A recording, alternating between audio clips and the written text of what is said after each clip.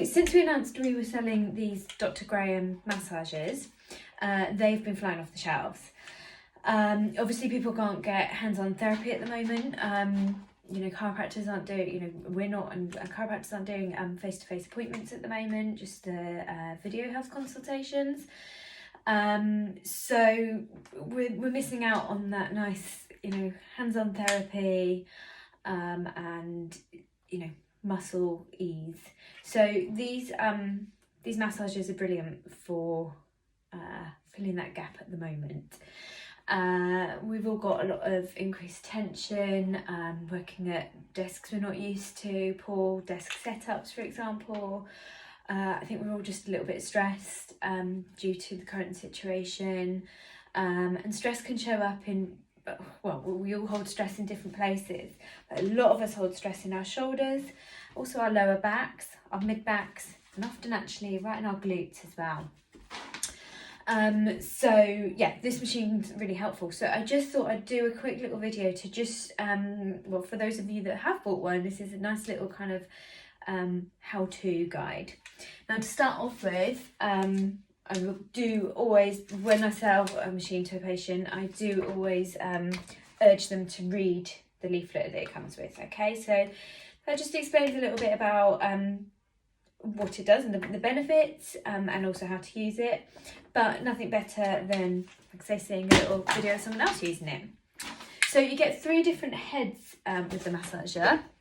So you've got the flat head, the knobbly head, and then the one big kind of knobble. Technical terms. And they're all useful for different things. So the flat head. Okay, so switch the machine on with this button, and then you've got the slide button, which, as you can see, increases the speed of the vibrations, and therefore the strength. So that highest one is the highest strength. So I'd always urge that people start on the lowest setting, just to check that they, that's comfortable for them. Now, this flat head you can actually use over bone. So for patients of ours that have had this machine used in clinic, they will recall that that myself and the other chiropractors often start the treatment off with this, going sort of up and down the spine, applying a little bit of pressure in those areas that feel a bit tight. And like I say, with this flat head, this is what makes this machine stand out from some others, because you can actually, with only the flat head, you can safely use this over bone. So I've got it currently on my sacrum, which is that triangular bone at the bottom of your spine, and that makes up part of the pelvis. And I've been getting some discomfort in that area because I'm sitting more. I'm usually on my feet treating my patients all day, and now I'm sitting on my backside a lot more, and I'm feeling it. So I'm just starting off going down my spine. And as you can see, I'm happily doing this to myself. Obviously, it's great if you're isolating at home with someone that can help you. Oh yeah, and I sound like a Dalek. But it's just, showing how easy it is to do to yourself. Okay, so that's the nicest use for the flat head.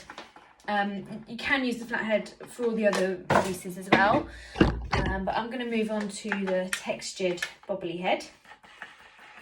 Okay, and this is going to take things a little bit deeper. So this is going to get into your muscles a little bit deeper. So I'm going to just start on my shoulders there, which feels amazing. I've been on the laptop a little bit more, catching up on some admin. So as you can see, I'm just I'm combining it with a bit of a stretch. So those of you that see me for neck pain, or that, those desk workers with postural issues, you'll recall that I give you a stretch to take your ear down to your shoulder and just assist it there. And then by getting the machine in there as well, that's going to really ease off those trapezius muscles there. Okay, taking my chin down to my chest to get the fibres at the back. Okay, and then a lot of us have really tight pecs as well, because we're spending a lot of time, like I say, on our devices. So bringing it onto the chest here, again keeping this on the lowest setting, And you can, again, you can add a little bit of stretching as well, and that's just going to really increase that stretch and really going to loosen off that muscle.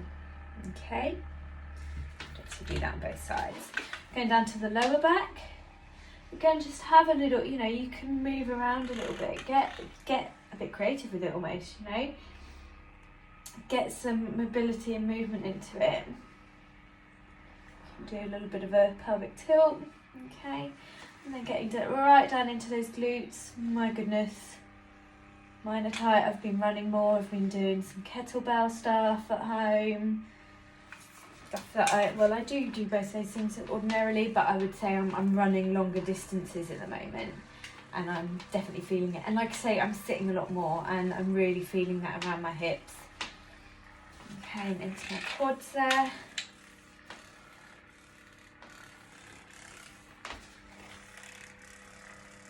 And if you find a bit that particularly hurts, but that kind of good pain, that you think, yeah, that's where it needs to be, hold it there. So for me, I've got a point in my glutes, just there. So I'm just going to hold it there and let that ease. And already that feels a lot easier actually. Yeah, and just there.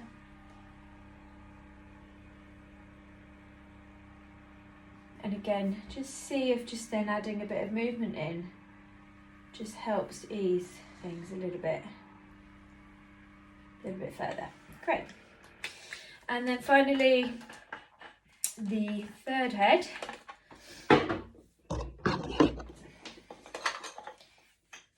Now this is really good for quite specific kind of trigger point work, but also really good for certain areas of the body.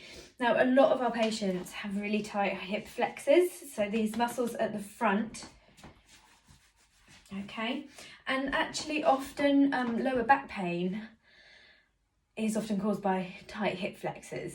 You wouldn't think it, you think, oh, my pain's in my back, I'm feeling it here, I'm really stiff in my back, and then I come along and tell them that the problem is coming from here. And I know it sounds weird, but yeah, a lot of our patients have hip flexor issues because they're sitting all day, which is shortening the hip flexors. And then, like I say, at the moment, I think a lot of us are spending a lot of time sitting on our houses, and then we're like going out for these runs where we need the hip flexors to then sort of fire up and work for us. And they're just not designed to do that as such. Or if we don't treat them properly, they can cause issues which can then cause lower back pain.